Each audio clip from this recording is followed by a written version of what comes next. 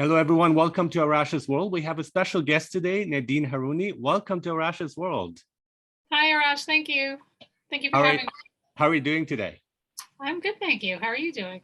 I'm doing well, yes. So we'd like to start off with the toughest question first to get us started is, how would you describe yourself briefly? And there's a lot of things that you could go into. I'm curious to see what you're going to point out here. Oh, no, that is a tough question, huh? I am a mom who's also juggling careers, as like many other working parents out there, juggling family and work. I wear a couple different hats. I'm an attorney and I'm a children's book author. And then I kind of don't do it so much anymore, but I'm a yoga teacher as well.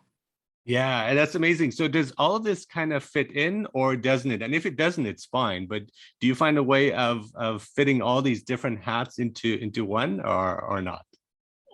Some days better than others. Okay. But yeah, I try, I find a way to make it work. I mean, with the legal job, I've been doing it a long time, so I kind of know what's priority. The parenting job, as most parents know, kind of you just kind of got to go with it sometimes.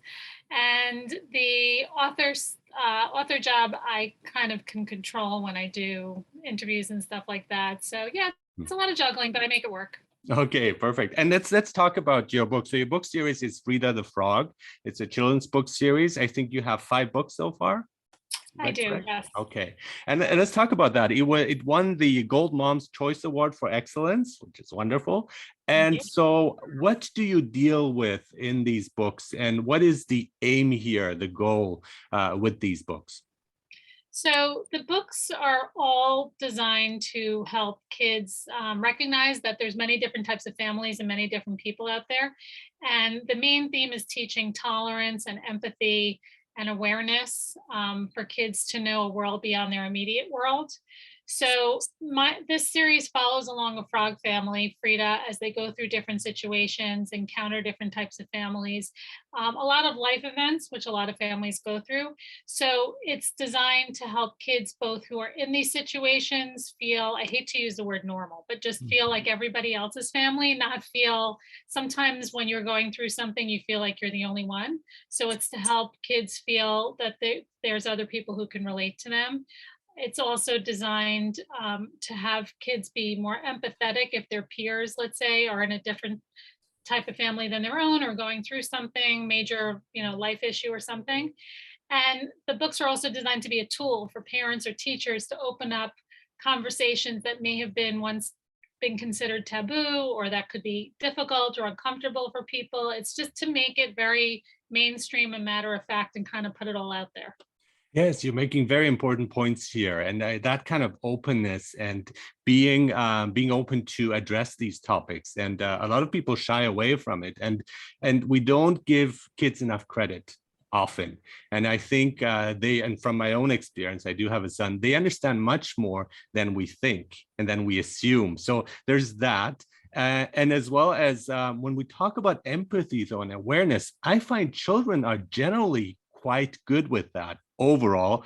It's often the parents who need some coaching there and some work with that. But generally, children are quite good with that. Would you agree with me on this point? Yeah, I would agree. I think reaching children, like my books are designed to reach kids at a young age, Mm-hmm. and they're impressionable. And Mm-hmm. I agree with you. And sometimes they hear maybe negative messages about things, whether it's at home or whether from the media. So it's hope kids are kind of, in my opinion, an empty slate, and they don't really have their opinions formulated yet.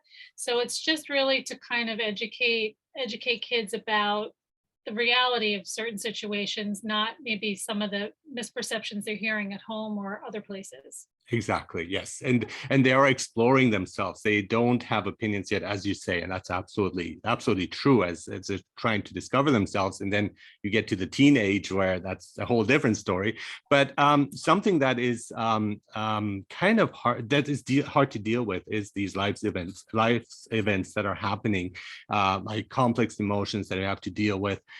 We've had horrible news, the pandemic going on. We have shootings that target children, which is again unheard of and awful. And so how can we address these things? Because they're very, very difficult topics, and it could give the child a worldview of a place that is really not safe and good, although there is a lot of good there too. So how would you address them? And in your books, how do you approach these topics? I try to make it very matter of fact, and I try to convey, let's say, the characters' emotions that the kids might be feeling themselves. So the books are, my books are picture books. So young kids they may not understand the words or be able to read the words, but they can understand the emotions that they see on the characters' faces. Some older kids, I've actually gotten messages from teenagers on Instagram or at some book events. They'll come up to me and say that the books help them. So I think even though it's, let's say, a kid's book, it's a more sophisticated message. Mhm. So I try to, all of my books have discussion questions at the end. So these books are meant to be sort of conversation starters. Mhm. And I just try to, through I guess colorful character, the books are, I'm just showing you a cover of one of them. Mhm. They're all very colorful. The characters are approachable, and it's designed to just sort of be even if it's a heavier topic, sort of a feel good kind of book. I just want to make it very, very for kids to feel relatable to the characters. Mhm. And I think a lot of the times they can see themselves in some of the characters. Yeah, and so you chose a frog. Is there a specific reason for that? Because I think that is amazing. That's wonderful. Thank you. It's just something silly. My mom is actually the original Frida. Okay. So I joke around with her that she spells it the wrong way. She spells her name differently. My Frida is designed, it's Freeda, because Mhm. I wanted to have the word free in there Oh, okay. Got it. it's symbolized for kids to feel free to express themselves and for parents to feel free to have these conversations. So I just joking around would call my mom sometimes Frida the Frog, and then it sort of stuck. And that's how it came about. Now, you have children yourself? I do. Well, my husband and I were a blended family. Mhm. So this is both our second marriage. So I have from my first marriage a now 15-year-old daughter and 18-year-old son who's about to go to college. And then I have three older daughters who are one's 22, one's 26, one's 28. So, and we've been together a long time. So I've known them through as they've grown up. And I was going to ask you, do they inspire some of your stories? Can they kind of see themselves reflected in what's going on? I think so.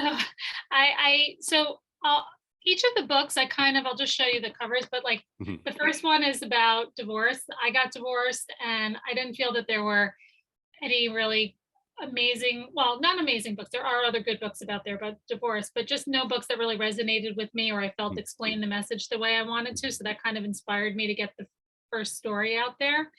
And all of the characters are sort of named after people in my life, not their actual names, but they're symbolic of different names. So as me and my kids started going through different situations, Frida and her family started going through different situations. So like the next book is Frida the Frog and her new blue family.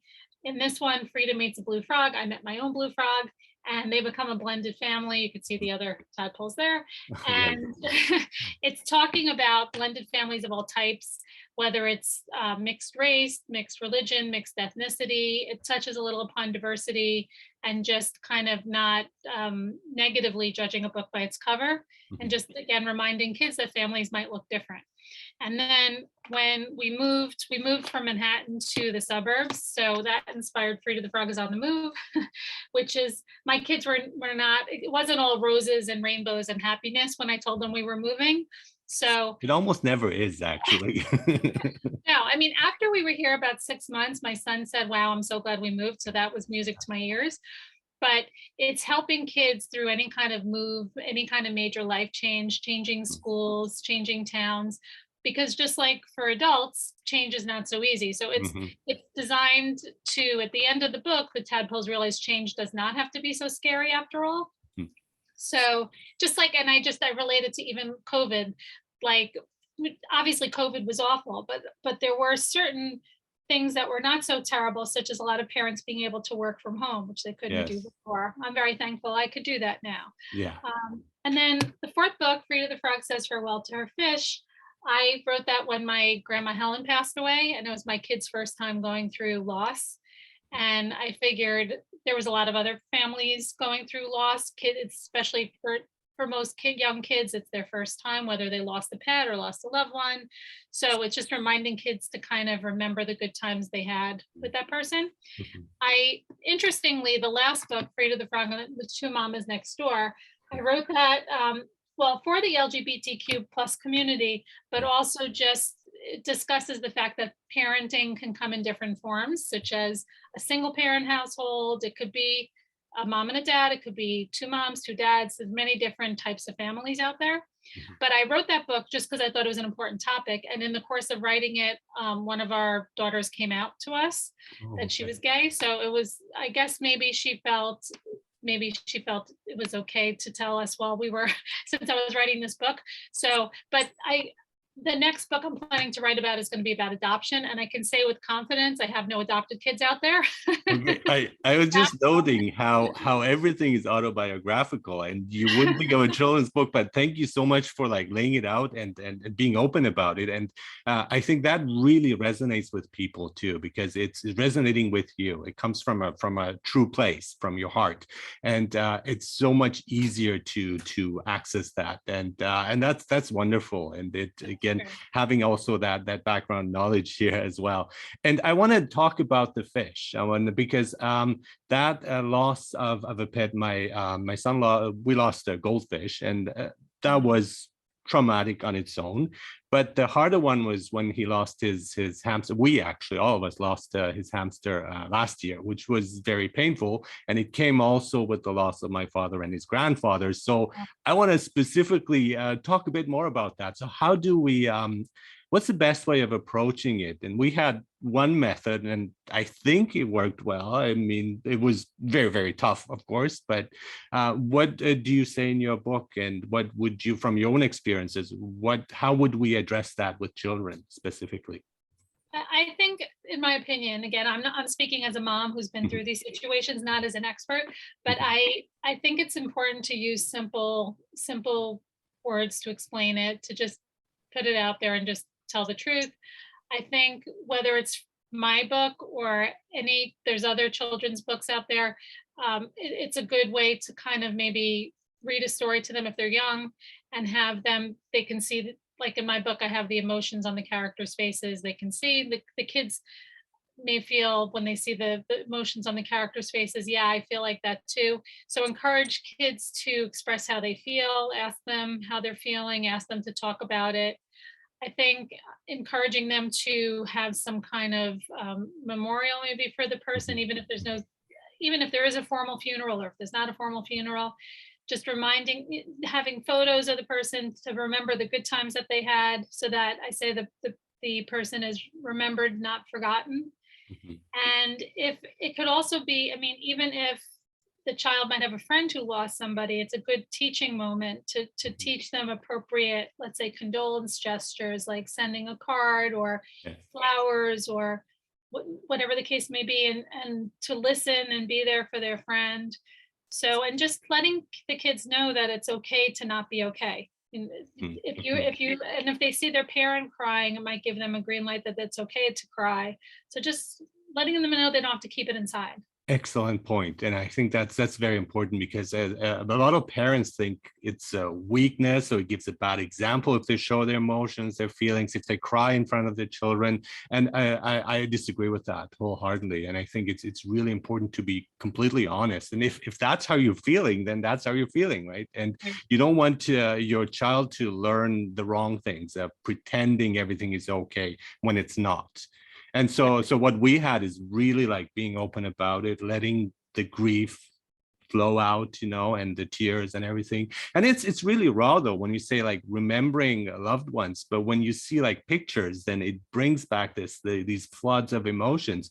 And I personally, and all of us, I think, found it hard to see any pictures, whether of, again, a relative or even the hamster. And and to be okay with that. I think that's also important, of not pushing the other person to like, now, okay, you have to face it, you have to do this, but taking the time it needs, I think. Would you agree with that? I completely agree with that. Yeah, and in my book, Frida and her husband Samson, they talk to the tadpoles and they tell them to talk about their feelings, and they do some sort of a memorial service for the fish, the pet fish Goldie who passes away.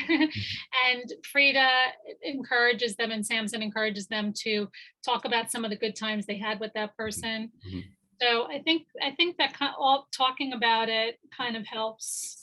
Yeah, and it's good to have books about it, because these are topics that you don't usually find in children's books, and I think that's really like courageous, brave, and also important to address them.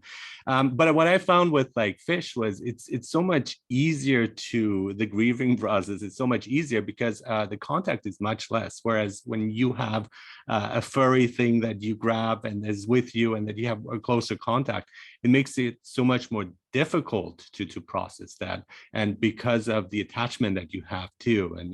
And the other thing that is troubling, and even for adults, is what happens. Where is this being that was here months ago? And dealing with that big question is tough for adults, and so much more for children who are just trying to piece together their world and their opinions. It's true, and I think also nowadays with COVID, this issue became a more prevalent issue families had to deal with young kids, because unfortunately so many people lost their lives to COVID, and it's really not something that a lot of parents thought about having to have the conversation with yet with their kids. So it became a more prevalent issue, I think, now.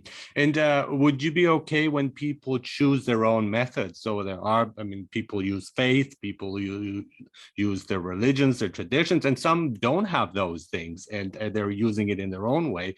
And would you say that's fine? Like, however it's working with that family, it's okay? Yeah, I agree with that. I think every family, every culture has its own traditions and ways to honor the person. So it's a really good opportunity for parents to teach their kids the right way that their culture or their family does things. And the gestures and the words and the rituals are going to be different depending, again, what is that the tradition of the family, correct?